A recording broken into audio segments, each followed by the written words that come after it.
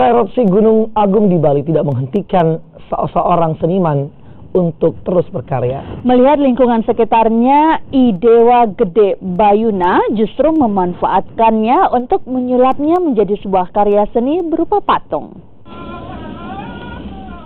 Adalah Idewa Gede Bayuna, seorang seniman yang tinggal di bantaran Sungai Unda, Klungkung, Bali. Melihat kondisi lingkungannya yang tengah dilanda erupsi Gunung Agung, dirinya punya ide untuk membuat patung dari lahar dingin. Lahar dingin dicampur dengan semen sebagai bahan perekat, kemudian dibentuk menjadi sebuah patung. Awalnya pada saat lahar itu datang begitu besar, jadi seluruh masyarakat kan duduk-duduk, termasuk menatap nasib bagaimana jadinya kita, terutama yang tinggal di bantaran Kaliundo Niki. Nah, pada saat yang duduk-duduk begitu juga terbesit, bengong juga, gimana yang penting kan kita mohon biar kita selamat kan. Terus yang lihat ada endapan-endapan itu lumpur.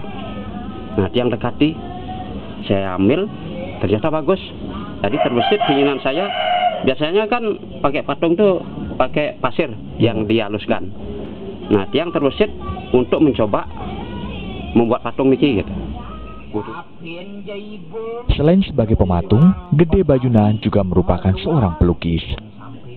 Meski di tengah bencana, tak serta-merta menghentikan dirinya untuk tetap produktif dalam berkreasi. Budi Krista, Kompas TV, Klungkung, Bali.